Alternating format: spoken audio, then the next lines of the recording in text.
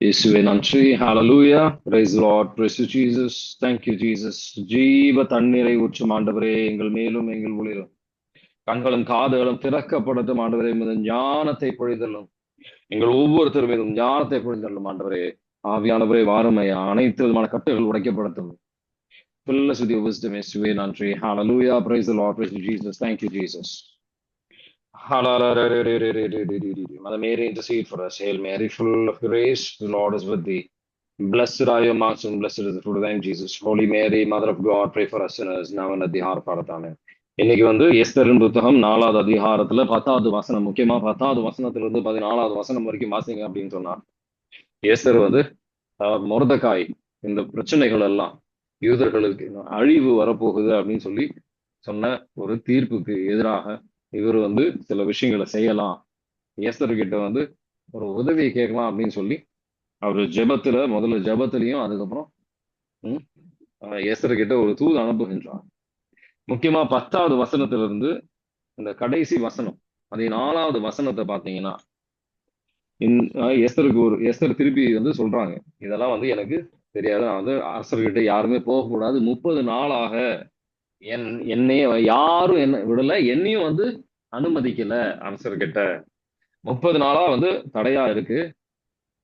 அப்போ மொர்தெகாய் எச்சரிக்கை கொடுக்கிறாரு. ஆண்டவர் எப்படி வேணா ஆண்டவர் எங்களுக்கு ஒரு விடுதலை தருவாரு, ஆனா நீ அமைதியாக இருக்கக்கூடாது, இங்க அமைதியாக இருக்கக்கூடாது, அது உனக்கு அழிவாக கூட இருக்கலாம். நீ எஸ்தர் வழியாக இல்லை என்றாலும் கடவுள் யூதர்களுக்கு ஒரு விடுதலையை மீட்பை கடவுள் தருவாரு அப்படின்ட்டு. எஸ்தரின் புத்தகம் 4வது அதிகாரம் 10வது வசனத்திலிருந்து 14வது வசனம் வரைக்கும் வாசிக்கிறீங்களா? மொர்தெகாயிடம் போய் கூறுமாறு எஸ்தர் அவரிடம், ஆண் பெண் யாராயினும் மன்னர் அழைக்காமல் உள் மண்டபத்திற்குள் சென்றால் அவர் உயிர் வாழ முடியாது என்பதை பேரரசின் எல்லா நாடுகளும் அறியும். மன்னர் யாரை நோக்கி தம் பொற்செங்கோலை உயர்த்துகிறாரோ அவர் மட்டுமே உயிர் பிழைப்பார். நானோ மன்னரிடம் வருமாறு அழைக்கப்பட்டு இன்றோடு 30 நாள் ஆகிறது என்றார். எஸ்தர் சொன்னதை அக்ரதையோன் மொர்தெகாயிடம் எடுத்துரைத்தார். எஸ்தரிடம் சென்று தெரிவிக்குமாறு மொர்தெகாய், எஸ்தர் பேரரசில் உள்ள எல்லா யூதர்களுக்குள்ளும் நீ மட்டும் பிழைத்துக் கொள்வாய் என எண்ண வேண்டாம். இத்தகைய நேரத்தில் நீ வாளாவிருந்து விட்டாலும் யூதர்களுக்கு வேறு வழியாக உதவியும் பாதுகாப்பும் கிடைக்கும். ஆனால் நீயும் உன் தந்தையின் குடும்பத்தாரும் அழிவீர்கள். இத்தகைய ஒரு வாய்ப்புக்காகவே நீ அரசியக்கப்பட்டாயோ என்னவோ, யார் அறிவார் என்று அக்ரத்தையோனிடம் கூறினார். ஆமீன். ஆமீன். அமைதியாக இருக்காத அப்படின்னு சொல்லி கடவுள் எச்சரிக்கை யாரு மொர்தெகாய் எச்சரிக்கை கொடுக்கிறார். 2 விதமாக நம்ம பாவத்தை சிந்திக்கணும் அப்படின்னு சொன்னா 2 விதமாக பாவத்தை நம்ம பார்க்கலாம். ஒண்ணு சின் ஆஃப் கமிஷன் அப்படின்னு சொல்லுவாங்க இங்கிலீஷ்ல. நம்மளா முடிவெடுத்து சில பாவங்களை நம்ம முயற்சி எடுத்து செய்வது. ஒரு திருடுறோம் அப்படின்னு சொன்னா நம்ம ஒரு முடிவெடுக்கிறோம், அதை நம்ம போய் அதை திருடை செய்யறாங்க, அது திருடுவது. திட்டுவது அப்படின்னு சொல்றது அதான், அது ஒரு விதமான சின் ஆஃப் கமிஷன் அப்படின்னு சொல்லுவாங்க. அதை நம்ம ஒரு முடிவு எடுத்து நம்ம போய் அந்த பாவத்தை செய்கின்றோம்.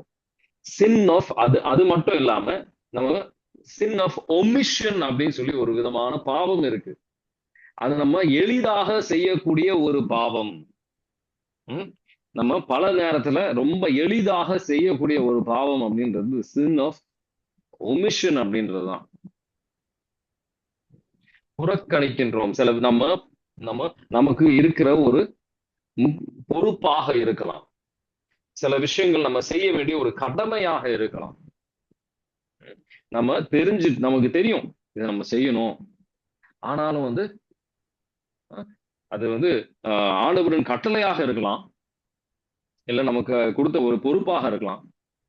ஒரு எடுத்துக்காட்டு அது ஒரு எடுத்துக்காட்டுக்காக சொல்றேன். ஒரு உயிரை கொலை செய்ய போறாங்க, அந்த மாதிரிலாம் செய்யக்கூடாது அப்படின்னு சொல்லி நம்ம சொல்வதற்கு பதிலாக அமைதியாக இருக்கிறதும், இல்ல ஒரு சாட்சி தவறான பொய் சாட்சியை சொல்லியிருக்கிறாங்க, நீங்க சொன்னீங்கன்னா அவங்க எஸ்கேப் ஆகுறது கூட வாய்ப்பு இருக்கு. இப்போ எஸ்தர் உதவி செய்யல அப்படின்னா கூட ஆண்டவர் வேற ஏதாவது ஒரு விதத்துல உதவி செஞ்சிருப்பாரு. ஆனா எஸ்தர் அதுல செயல்பட்டதுனால அவங்களுக்கு விடுதலை கிடைக்கின்றது. அதனால நம்ம சில விதமான ஒரு மரியாதை கொடுக்காம இருப்பது, அப்பா அம்மாவுக்கு மரியாதை கொடுக்கணும்னு போட்டிருக்கோம். அதுவும் ஒரு விதமான மரியாதை கொடுக்காம இருப்பது, நம்ம அது ஒரு விதமான பாவம் தான். சின் ஆஃப் ஒமிஷன் அப்படின்னு சொல்லுவாங்க. இன்னைக்கு இந்த சின் ஆஃப் ஒமிஷனை பத்தி தான், நம்ம செய்ய வேண்டிய கடமையை நம்ம செய்யாம இருப்பது வழியாக செய்கின்ற தவறை இன்னைக்கு வந்து அதிகமா நம்ம சிந்திக்க போறோம். அது எந்தெந்த விதத்தில் நம்ம வாழ்க்கையில வருகின்றது, எந்தெந்த சூழ்நிலைகளில் இந்த ஒரு பாவம் நம்ம வாழ்க்கையில வருகின்றது, நமக்கு அந்த எந்தெந்த விதத்துல வருது, அது என்னென்ன விஷயங்கள் நம்ம இந்த பாவம் செய்யறோம் அப்படின்னு நம்ம சிந்திக்க போறோம். அந்த ஒரு மத்தேயு 25வது அதிகாரம் 41ல இருந்து 45 இயேசு ஆண்டவர் சொல்ற இங்க பலவிதமான பாவங்கள் பாத்தீங்கன்னா சின் ஆஃப் ஒமிஷன் தான். நம்ம வந்து அது நம்ம கடமையும் தெரியும், ஆனா வந்து ஆண்டவர் சொல்லியிருக்கிறாருன்னு தெரியும், ஆனா நம்ம அப்புறம் செஞ்சிடலாம்னு சொல்லி நம்ம செய்யாம இருக்கிற ஒரு சூழ்நிலையில் அவங்க வந்து நரகத்துக்கு தள்ளப்படுகின்றார்கள். மத்தேயு 25வது அதிகாரம் 41ல இருந்து 45 வரைக்கும் வாசிக்கிறீங்களா? பின்பு இடப்பக்கம் உள்ளோரை பார்த்து, சபிக்கப்பட்டவர்களே, என்னிடமிருந்து அகன்று போகுங்கள், அலகைக்கும் அதன் தூதருக்கும் ஏற்பாடு செய்யப்பட்டிருக்கிற என்றும் அணையாத நெருப்புக்குள் செல்லுங்கள். ஏனெனில் நான் பசியாயிருந்தேன், நீங்கள் எனக்கு உணவு கொடுக்கவில்லை, தாகமாயிருந்தேன், என் தாகத்தை தணிக்கவில்லை, நான் அந்நியனாயிருந்தேன், நீங்கள் என்னை ஏற்றுக்கொள்ளவில்லை, ஆடையின்றி இருந்தேன், நீங்கள் எனக்கு ஆடை அளிக்கவில்லை, நோயுற்றிருந்தேன், சிறையில் இருந்தேன், என்னை கவனித்துக் கொள்ளவில்லை என்பார். அதற்கு அவர்கள், ஆண்டவரே, எப்பொழுது நீர் பசியாகவோ தாகமாகவோ அந்நியராகவோ ஆடையின்றியோ நோயுற்றோ சிறையிலோ இருக்க கண்டு உமக்கு தொண்டு செய்யாதிருந்தோம் என கேட்பார்கள். அப்பொழுது அவர், மிகச் சிறியோராகிய இவர்களுள் ஒருவருக்கு நீங்கள் எதையெல்லாம் செய்யவில்லையோ அதை எனக்கும் செய்யவில்லை என உறுதியாக உங்களுக்கு சொல்லுகிறேன் என பதிலளிப்பார். ஆமீன். ஆமீன். எதெல்லாம் நம்ம செய்யணும்னு நமக்கு தெரியும், ஆனா செய்யாம இருக்கும்போது நமக்கு ஒரு கடமையாக கொடுத்திருக்கிறார் கிறிஸ்துவர்கள் அப்படின்னு சொல்லி ஆண்டவரோட அந்த ஒரு எதிர்பார்ப்பு இருக்கு, அது ஒரு கட்டளையாகவே இருக்கு. நம்ம ஆனா செய்யறது கிடையாது. நம்ம செய்யாத ஒரு அப்பா இல்ல ஒரு அம்மா அந்த குழந்தைய வந்து பார்த்துக்கணும்ன்ற ஒரு கடமையை கடவுள் கொடுத்திருக்கிறாரு, கடமையாக ஒப்படைச்சிருக்கின்றார். அந்த குழந்தைகளை பார்க்காம இருக்கும்போது, அவங்களுக்கு தேவைகளை செய்யாம இருக்கும்போது, சில பேர் குடிச்சிட்டு அவங்க வீட்டுல செய்ய வேண்டிய கடமையை செய்யாம இருக்கும்போது, இந்த சின் ஆஃப் ஒமிஷன் அப்படின்னு சொல்லுவாங்க. நமக்கு கொடுத்த கடமையை சரியா செய்யாது.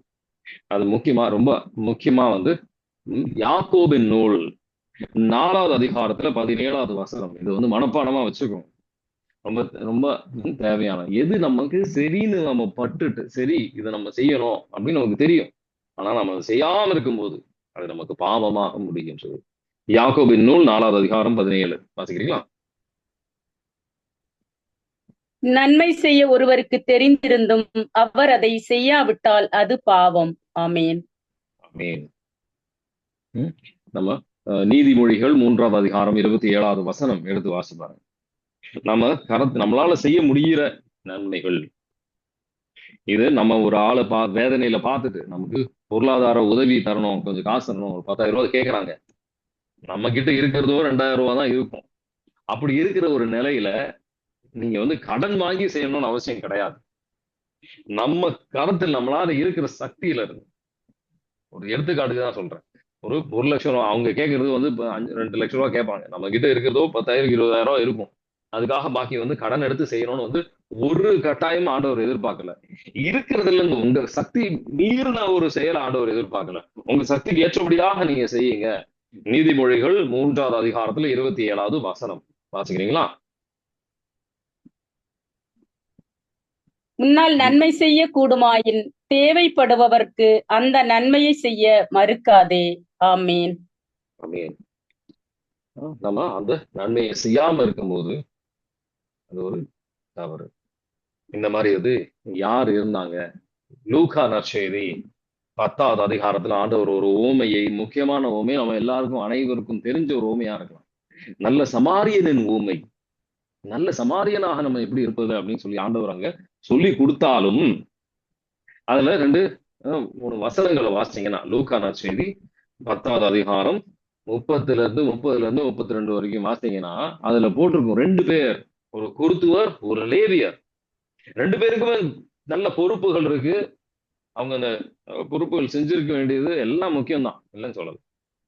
ஆனா ஒரு அயலான் அங்க வேதனையில இருந்து நம்ம பார்த்துட்டு நம்ம போய் அது அவங்கள வந்து உதவி செய்யவில்லை அப்படின்னு சொன்னா அது வந்து அது ஒரு பாவம். நம்மளால உதவி செய்ய முடிஞ்சிட்டு நம்ம செய்யல, நம்ம நேரத்தின் குறைவு கூட இருக்கலாம், ஆனா உதவி செஞ்சுட்டு நம்ம போய் நம்ம வேலையை பார்க்கணும்னு தான் கடவுள் எதிர்பார்க்கிறேன். லூக்கா நற்செய்தி 10வது அதிகாரம் 30 இருந்து 32 வாசிக்கிறீங்களா?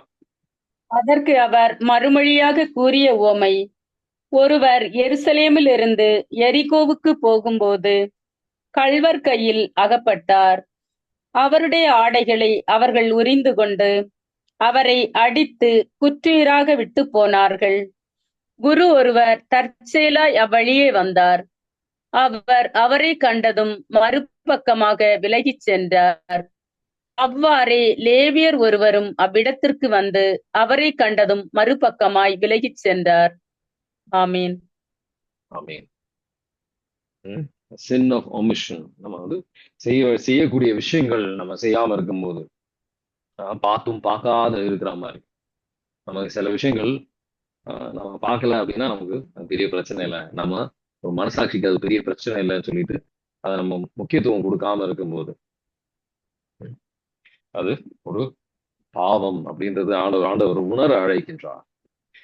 நம்ம ஒரு ஆளை பாதுகாக்காமல் இருக்கும்போது கூட, நீங்க வந்து நீதிமொழிகள் 24வது அதிகாரம் 11-12 எடுத்து வாசிப்பாங்க. நீதிமொழிகள் 24வது அதிகாரம் 11-12. சில சூழ்நிலையில் நம்ம அமைதியாக இருக்கும்போது நம்ம ஒரு சாட்சியா இருக்கலாம், நம்ம வந்து ஒரு ஆளை உதவி செய்ய முடியும், ஒரு ஆளை காப்பாற்ற முடியும், நமக்கு தெரிஞ்சிருக்கலாம் அந்த ஒரு சூழ்நிலையை பற்றி. நம்ம போய் அதுக்கு சாட்சியா நிக்கலனாலும் அது வந்து ஒரு பாவம், மிகப்பெரிய பாவம். அந்த உயிரை நம்மளால ஒரு இழப்பு வர வாய்ப்பு இருக்கு அப்படின்னு சொன்னா அது ஒரு மிகப்பெரிய பாவம். சில பேர் வந்து அபார்ஷன் செய்ய போறேன்னு சொல்லுவாங்க. அந்த நேரத்துல வந்து செஞ்சுக்கோங்க, நீங்க ரொம்ப கஷ்டத்துல இருக்கிறீங்க அப்படின்னு சொல்லிட்டு நீங்க செஞ்சுக்கோங்க. அது அந்த அபார்ஷனுக்கு நம்ம உடனடியா இருக்கிறோம். நீங்க திருச்சபையோட போதனையில நீங்க பாத்தீங்கன்னா, அந்த அபார்ஷன், இப்போ ஒரு அபார்ஷன் நடக்குது ஒரு ஹாஸ்பிட்டல்ல, அங்க வந்து டாக்டர் வந்து அந்த அபார்ஷன் நடத்துறாரு, அங்க கூட இருக்கிற நர்ஸ் கூட அதுக்கு உடனடியான ஒரு நம்ம sin of omission, நம்ம அதை எடுத்து அந்த கத்தியை தர்றதுல நம்ம அதுக்கு உடந்தையாக இருக்கின்றோம் அப்படின்றத புரிஞ்சுக்க ஆண்டவர் அழைக்கின்றார். நீதிமொழிகள் 24வது அதிகாரம் 11-12 வாசிக்கிறீங்களா? கொல்லப்படுவதற்கு இழுத்து செல்லப்படுவோரை தப்புவிக்கப்பார், கொலைக்களத்திற்கு கொண்டு செல்லப்படுவோரை காப்பாற்றப்பார். அதை பற்றி எனக்கு ஒன்றும் தெரியாது என்று சொல்வாயானால், இதயத்தில் இருப்பதை அறிபவர் உன் எண்ணத்தையும் அறிவார் அல்லவா? உன் உள்ளத்தை பார்க்கிறவர் அதை அறிவார் அல்லவா? ஒவ்வொருவருடைய செய்கைக்கும் ஏற்றபடி அவர் பயனளிப்பார் அல்லவா? ஆமீன். ஆமீன். ஒவ்வொருடைய செயலுக்கு ஏற்றபடியா அவர் நமக்கு பயன் கிடைக்கும். நம்ம உதவி நம்ம எதிர்பார்க்கின்ற நேரத்தில் நமக்கு அது கிடைக்காம கூட போகலாம். அதனால கவனமாக இருக்கணும். அதனாலதான் நம்ம பல நேரத்துல வந்து இந்த ஒரு வசனம் நான் நேற்று கூட வாசனம் நினைக்கிறேன், நீதிமொழிகள் திருவெளிப்பாடு 21வது அதிகாரத்துல 8வது வசனம், கோழைகள் விண்ணுலகத்துக்கு செல்ல மாட்டாங்க அப்படின்னு சொல்லி. நம்ம கோழைத்தனமாக பயமா இருக்கலாம், இல்ல அவங்க என்ன சொல்லுவாங்க அப்படின்னு சொல்லி நம்ம சிந்தனையாக இருக்கலாம், எது வேணா இருக்கு. கோழைகள் விண்ணுலகத்துக்கு வரமாட்டாங்க. நம்ம ஆண்டவருக்காக, இந்த திக்கற்றவர்களுக்காக நம்ம எழுந்து சொல்லணும். சில சூழ்நிலையில் நம்ம ஆண்டவர் அதை எதிர்பார்ப்பார், நம்ம சொல்லணும்னு எதிர்பார்ப்பார். வாசிக்கிறீங்களா நீதிமொழிகள் திருவெளிப்பாடு 21:8. ஆனால் கோழைகள், நம்பிக்கை இல்லாதோர், அருவருப்புக்குரியோர், கொலையாளிகள், பரத்தமையில் ஈடுபடுவோர், சூனியக்காரர், சிலை வழிபாட்டினர், பொய்யர் ஆகிய அனைவருக்கும் நெருப்பும் கந்தகமும் எரியும் ஏரியே உரிய பங்கு ஆகும். இதுவே 2ஆம் சாவு. ஆமீன். ஆமீன். இது நார்மலான நபர்களுக்கு மட்டும் கிடையாது, எவ்வளவு பெரிய தீர்க்கதரிசிகளாக இருந்தாலும், எசேக்கியேல் புத்தகம் 3வது அதிகாரம் 17 19 வரைக்கும் வாசி பாருங்க. அவருக்கு கொடுக்கிற பொறுப்பு என்ன, நல்லா வாசி பாருங்க. அதுல கொடுக்கிற பொறுப்பு, நான் கொடுக்கிற வார்த்தையை அவங்ககிட்ட நீ சொல்லு, நீ சாக போறாய் அப்படின்னு சொல்லி ஒரு தீர்க்கதரிசி கிட்ட கொடுக்கிற ஒரு வார்த்தையை அவர் சொல்லணும். அது அவரோட கடமை. இன்னைக்கு ஒருத்தவங்க கவுன்சிலிங் செய்யும் போது சில வார்த்தைகள் சொல்றதுக்கு நமக்கு எளிதாக இருக்காது, ஆனா சொல்ல வேண்டிய ஒரு கடமை. நீங்க இவ்வளவு தவறாக சென்று கொண்டிருக்கின்றீர்கள் அப்படின்னு அதை எடுத்து சொல்றது கடமை அவ்வளவு எளிதாக இருக்காது. அது 77 வயசு அவங்களுக்கு, கேன்சரோட அவதிப்படுறாங்க. அந்த நேரத்துல போய் நீங்க இந்த தவறுலாம் சொல்றீங்க அப்படின்னு சொல்றதுக்கு நமக்கு கொஞ்சம் கஷ்டமா தான் இருக்கும். ஆனா அந்த கஷ்டம்லாம் நம்ம உணர்வுகன்றதை விட ஆண்டவர் வார்த்தையை நல்ல விதமா சொல்லணும், கடிந்து கொள்ள சொல்லல, நல்ல விதமா நம்ம சொல்லலாம், தவறு கிடையாது. ஆனா அதை சொல்ல வேண்டியது ரொம்ப முக்கியமான ஒரு விஷயம். அதுல குழைத்தனமும் அவங்க பாவம் இது சொல்ல வேண்டாம் மறைச்சிடலாம் அப்படின்ற இல்ல, அதுக்காக அவங்களுக்கு ஒரு தயாரெடுப்பை கொடுக்கலாம், தவறு கிடையாது. நான் சில விஷயங்கள் சொல்ல போறேன், அது உங்களுக்கு கஷ்டமா இருக்கலாம் கேட்கறதுக்கு, ஆனா உங்க நலனுக்காக சொல்றேன் அப்படின்னு சொல்லி ஒரு தயாரெடுப்பை கொடுக்கலாம், தவறு கிடையாது. ஆனா சொல்ல வேண்டியது ஒரு மிக முக்கியமான கடமை அப்படின்னு சொல்லி எசேக்கியேலுக்கு ஆண்டவர் எச்சரிக்கை கொடுக்கிறாரு. சொல்லலைன்னா அவன் சாவு உன் கையில தான், நான் அதோட கணக்கு கேட்பேன் அப்படின்னு ஆண்டவர் வலுவுறுத்துகின்றார். எசேக்கியேல் 3வது அதிகாரம் 17 19 வாசிக்கிறீங்களா? மானிடா, நான் உன்னை இஸ்ரவேல் வீட்டாருக்கு காவலனாக நியமித்துள்ளேன். என் வாயின் சொற்களை கேட்டு அவர்களை என் பெயரால் எச்சரிக்கை செய். தீயோரிடம் நீங்கள் சாவது உறுதி என்று நான் சொல்ல நீ அவர்களை எச்சரிக்காவிடில், அத்தீயோர் தம் தீய வழியினின்று விலகாவிட்டால் தம் உயிரை அவர்களால் காத்துக்கொள்ள இயலாது என்று அவர்களை எச்சரிக்காவிட்டால் அவர்கள் தம் குற்றப்பழியோடு சாவர். ஆனால் அவர்களது இரத்தப் பழியை உன்மேலேயே சுமத்துவேன். மாறாக நீ தீயோரை எச்சரித்திருந்தும் அவர்கள் தம் தீச்செயலினின்றும் தம் தீய வழியினின்றும் விலகாமல் இருந்தால் அவர்கள் தம் குற்றப்பழியோடு சாவர். நீயோ உன்னுயிரை காத்துக் கொள்வாய். ஆமீன். ஆமீன். அதனால நம்ம முக்கியமா ஒரு முக்கியமான ஒரு வசனம் நம்ம மனதில் இருந்தது அப்படின்னு சொன்னா, இந்த பாவத்தை நம்ம செய்யாம இருப்போம். முதல்ல யாக்கோபின் நூல் 4:17, அது மட்டும் இல்லாம மத்தேயு 7:12, மற்றவங்க நம்ம என்ன செய்யணும், நம்ம விரும்புவோமோ அதே மற்றவர்களுக்கு செய்யுங்க. மத்தேயு 7வது அதிகாரத்துல 12வது வசனம் வாசிக்கிறீங்களா? ஆகையால் உங்களுக்கு செய்ய வேண்டும் என விரும்புகிறவற்றையெல்லாம் நீங்களும் அவர்களுக்கு செய்யுங்கள். இறைவாக்குகளும் திருச்சட்டமும் கூறுவது இதுவே. ஆமீன். ஆமீன். ஆன்மீகத்தை ரொம்ப சுருக்கமாக, பாவத்தை தவிர பாவம் இல்லை, ஆண்டவருக்கு ஏற்றபடியான விஷயங்கள் மட்டும்தான் நம்ம செய்யணும். ஆனா முக்கியமா நம்ம அனைத்திலும் நம்ம மற்றவங்களுக்கு நன்மையை சிந்தித்து ஆண்டவர் திருவுளத்துக்கு ஏற்றபடியாக நம்ம செய்யும் போது அற்புதமாக நமக்கு ஆசீர்வாதமாக மாறும். அதே நேரத்தில் கவனமாக இருங்க. 1 திமோத்தி 5வது அதிகாரத்துல 8வது வசனத்தை எடுத்து வாசி பாருங்க. பல பேர் குடும்பத்திற்கு உள்ளேயே நம்ம நல்லதை செய்வது கிடையாது. அவங்க எல்லாம் எந்த மாதிரி ஒரு அவிசுவாசிக்கு ஒப்பாக ஆண்டவர் சொல்றாங்க. 1 திமோத்தி 5வது அதிகாரத்துல 8வது வசனம் வாசிக்கிறீங்களா? தம் உறவினரை, சிறப்பாக தம் வீட்டாரை ஆதரியாதோர் விசுவாசத்தை மறுதலிப்பவர் ஆவார். அவர்கள் விசுவாசமற்றோரை விட தாழ்ந்தவரே ஆவார். ஆமீன். ஆமீன். அதனால சில பேர் குடும்பத்திலேயே சில பேர் உள்ளத்திரை வெறுப்பு நம்ம உதவி செய்வது கிடையாது, விலகி விட்டுறோம். ஐயோ, நான் அவங்களே நான் வேதனைப்படுத்தல, அவங்களே என்ன வேதனைப்படுத்த தேவையில்லை அப்படின்னு சொல்லி விலகிடுறோம். அந்த மாதிரி இல்லை. நம்ம எதிரிகளையே நேசிக்க சொல்றாங்க, ஆனா குடும்பத்திலேயே நம்ம பல எதிரிகளை வைத்திருக்கின்றோம். அப்படி இல்லை. ஆனா நம்ம செய்யாம, சில உதவி செய்யாம நம்ம பலவிதமான தண்டனைகளை பெறுவதற்கு நேற்றுக்கு என்ன வாசித்தோம்? லூக்கா நற்செய்தி 12:47. இந்த தண்டனை வழியாக நரகத்துக்கு போவதற்கு வாய்ப்பு உண்டு. லூக்கா நற்செய்தி 12:47 வாசிக்கிறீங்களா? தன் தலைவரின் விருப்பத்தை அறிந்திருந்தும் ஆயத்தமின்றியும் அவர் விருப்பப்படி செய்யப்படாமலும் இருக்கும் பணியால் நன்றாய் அடிபடுவான். ஆமீன். ஆமீன். அதனால கவனமாக இருக்கும். நம்ம வந்து இந்த சின் ஆஃப் ஒமிஷன், நம்ம செய்ய வேண்டிய கடமையை சில பேர் வந்து இந்த காலகட்டத்துல பார்த்து முக்கியமான ஒரு எளிதாக பல பேர் செய்யற ஒரு பாவம் என்ன அப்படின்னு பாத்தீங்கன்னா, அவங்க அம்மா அப்பாவுக்கு அவங்க செய்ய வேண்டிய கடமையை அவங்க வந்து செய்வது கிடையாது.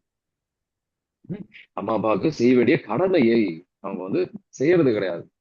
எபேசியர் 6வது அதிகாரம் 2வது வசனம் 3வது வசனத்தை எடுத்து வாசிப்பாரு.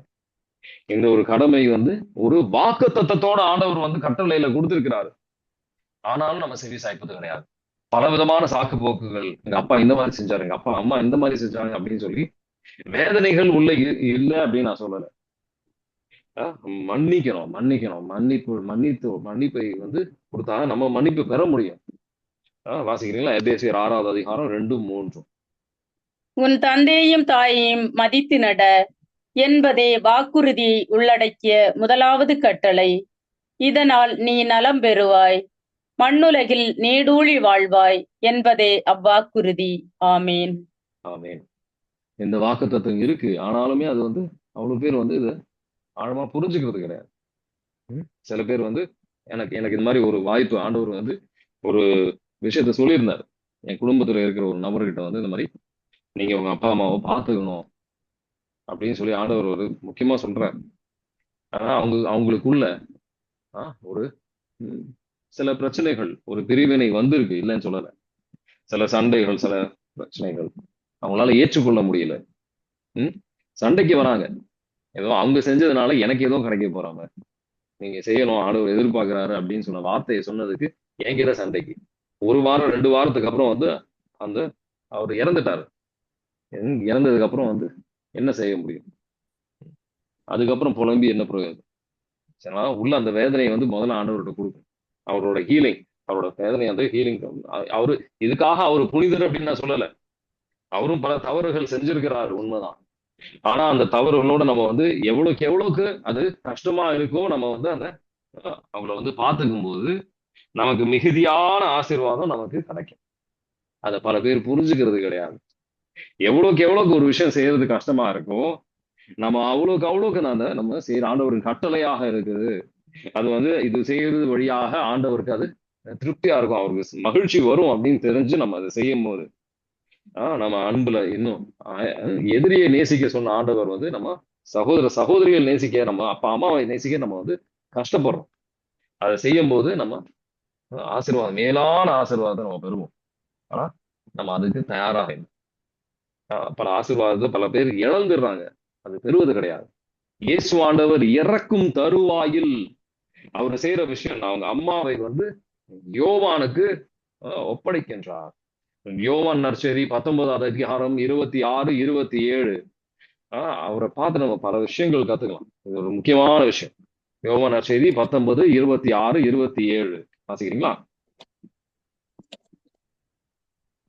இயேசு தம் தாயையும் அருகில் நின்ற தம் அன்பு சீடரையும் கண்டு தம் தாயிடம், அம்மா, இவரே உன் மகன் என்றார். பின்னர் தம் சீடரிடம், இவரே உம் தாய் என்றார். அந்நேரம் முதல் அச்சீடர் அவரை தம் வீட்டில் ஏற்று ஆதரவு அளித்து வந்தார். ஆமேன். ஆமேன். எவ்வளவுக்கு வந்து முக்கியத்துவம் அவர் கொடுத்திருந்தாரு ஆண்டவரின் கட்டளைகளுக்கு அப்படின்றத நம்ம புரிஞ்சுக்கணும். இதான் வந்து பவுல் இது எல்லா விஷயங்களும் வந்து